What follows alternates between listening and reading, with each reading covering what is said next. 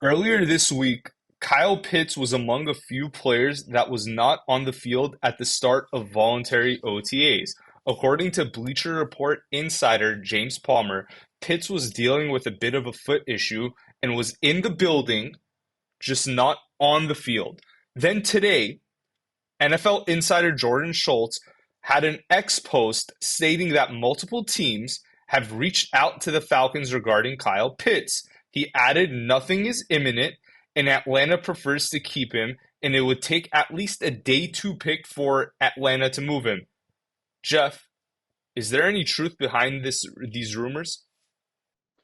I mean, let's go back to our draft coverage, right? I told you guys in the draft that teams were inquiring about whether Kyle Pitts was available. The first team to reach out to them was the Kansas City Chiefs. You look at their current star, Travis Kelce, getting ready to retire. We're playing the game the last 2 or 3 off seasons with him. Is he? Isn't he? Is he? Isn't he? And so, they were looking for, the next man up for them, right? And they had eyed Kyle Pitts. They're not willing to give, a second or third round pick for him, though. And I think they were assuming, based on all the things that you and I have talked about over these last 11 weeks, of even if he does excel, and even if he is the tight end we all think he can be, going back, which is all based, by the way, off of his rookie year performance, right? Only the second tight end in NFL history to have 1,000 yards as a rookie, breaking a couple of different rookie records for tight ends. We've seen the potential. And although since then we've seen him just continue to decline and decline and decline. But as we have talked about, if he does somehow manage to get right back up there, and this year, 5th year, his contract year, if he is able to be the tight end he was expected to be, the Falcons aren't going to be able to pay him. Best case scenario, they franchise tag him for a year or two, and then he continues to ball out, and then you really can't afford him. We've talked about all of the different guys that they're going to have to pay over the next 3 to 5 years, and Kyle Pitts just continues to be the odd man out. So it's not shocking. Yes, teams are reaching out. Do I think they trade him? If a team is willing to give up a second, maybe early 3rd round pick with the right package, yeah, he's gone. And no, I do not believe for 1 second when Raheem Morris or Terry Fontenot says, well, we really want him here. Because if you really wanted him there, you wouldn't leak out the fact that teams were inquiring about him and have been for several months. So I think that they're trying to up that bidding war for him because they really do want to try to get the best available pick for them.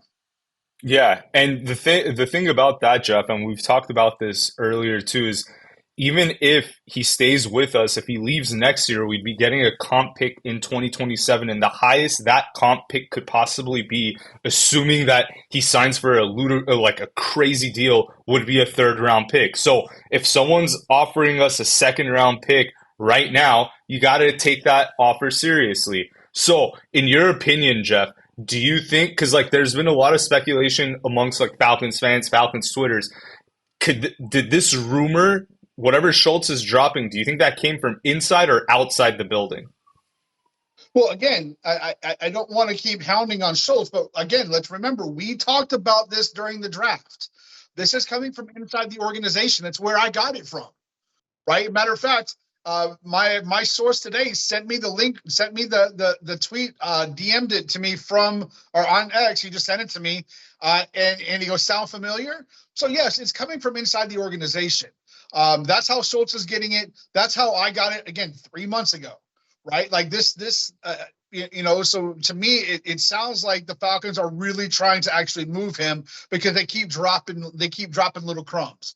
And so for a guy like Jordan Schultz to be reporting it, not that he's like the mecca of NFL. It's not like this is Adam Schefter or Ian or some of those guys, but still a guy that's got a decent reputation of having some sources. So for him to have gotten it at this point, it tells me that they're turning up the pressure, and they do want some of these teams that are inquiring up to start coming up with some potential draft picks, potentially, and maybe because they know what it's going to potentially take to go land a guy like Jalen Ramsey. Right. And we'll talk about that more coming up. But, when more teams kind of get into those thick of things, and now you're starting to hear other teams kind of jump in front of the Falcons when it comes to him. What can the Falcons go do to kind of, help up their game? But I also want to point out and go back to what you just mentioned with the comp pick. Tell me if I'm wrong, but part of getting a comp pick though means you can't sign a guy at that same position, correct? Like that affects the right. And the Falcons, and whether you're talking about whether you're talking about Kyle Pitts or you're talking about a backup running back, because earlier this week and last week we kind of talked about the availability of our backup running back here in Atlanta. And God, I've gone blank all of a sudden. When it comes Tyler to Algier. Algier, the Falcons are going to sign a tight end to replace Pitts. They're going to sign a running back to replace Algier. So you're probably not going to get a very good comp pick if you get one at all. So it doesn't make sense to just simply let these guys walk because you're going to sign somebody at those positions like you do every offseason. So that, and I think fans kind of forget about that part of it when they think about, oh, we can get a comp pick. No, you potentially don't get one actually. And so those are the other things that you got to start thinking about. And you got to start thinking on a bigger level, like the Eagles have done, like the Chiefs have done, like other teams that are where you want to be are doing. You've got to take that next big boy step forward and take off the diaper and put those big boy pants on.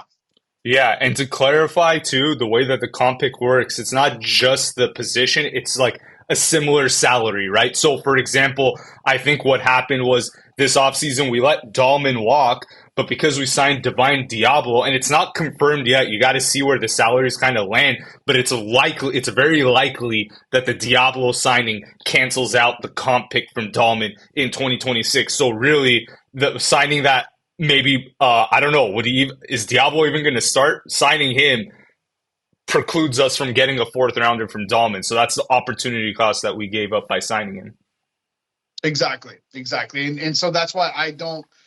For me, I just don't like when people are like, oh, well, let's just rely on the comp pick because that is never a great way to go, and you're never going to trade apples for apples if that's what you're trying to do.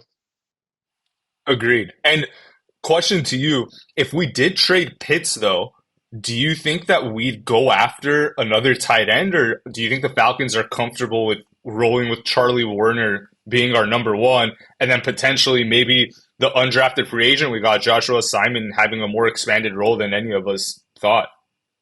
So I think Simon out of South Carolina is a really good tight end, right? Like he had a really good college career. He just happened to play for, I'm sorry, in what my opinion is a really shitty program. But when you look at Charlie Warner and you look at what he gave the 49ers, are you telling me that that's not what Kyle Pitts gives to the Falcons? I mean, Warner's a better blocker, and arguably he's just as good of a wide receiver, right? So to me, when you look at what they give, not based on potential, because that seems to be what everybody who leaves fucking comments lately wants to talk about potential. Yes, potentially Kyle Pitts is far better, but we haven't seen that. So to me, you're not losing much, if anything at all, when you look at what we're getting from Kyle Pitts and what you get from Charlie Warner. So for me, it's just not it to me. Yeah, I would roll the dice with Warner being my number one, because ultimately you haven't lost anything based upon what Pitts has given you over the last 3 years now. Yeah, 100% agreed. I mean, I'm ready to call it with this pick. If we get a second rounder, especially from a team that might not have a deep playoff run in them, I'd be really excited about that. So I know we passed up on Chase. I know we passed up on Sewell, Parsons, whatever. I mean, it's time to call it with Pitts, in my opinion. So see what happens there.